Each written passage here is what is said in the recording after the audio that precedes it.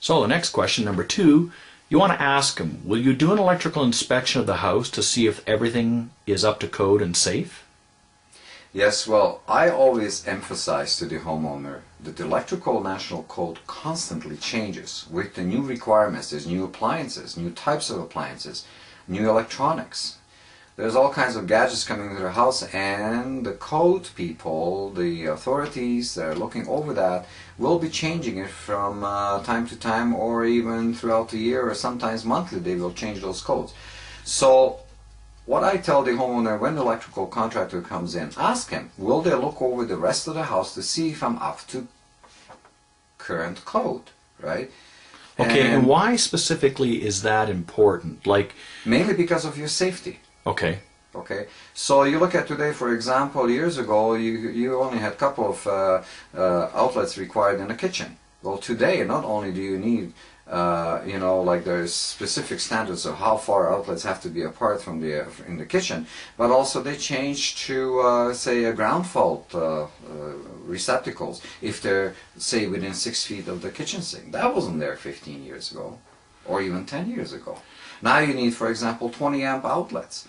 They know that the 15 outlets are no longer sufficient for the load that you're putting onto the kitchen, you know, to the kitchen outlets, to the new type of appliances. So they put 20 amp outlets, and then you only have 15s. So when you're renovating, those are the good things to know, to see if you're up to code, if you're up to present code. Ask the electrician, see if you can go through the house and make you very familiar what areas of the electrical installations are actually out of code.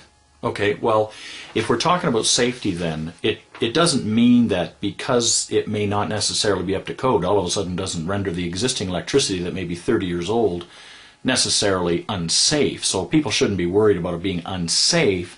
I mean, that's important, obviously, but what happens is, another reason I suppose, is because if maybe people will be concerned about an inspector coming in to inspect the area of the work that they are doing, and then all of a sudden is the inspector going to come in and look at their kitchen that they're not touching and say, hey, this isn't up to code, you're going to have to change that now? Well, what happens is that many times when the inspector comes in, and depending on the you know, like what the percentage of the house you're renovating, they may force you actually to bring the rest of the house up to code.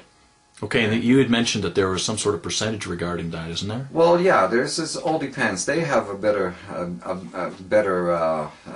of a, you know, plan on this, what the percentages are. But roughly, I'll tell you, if you're renovating 30% of your house, you have to bring the rest of the house up to code.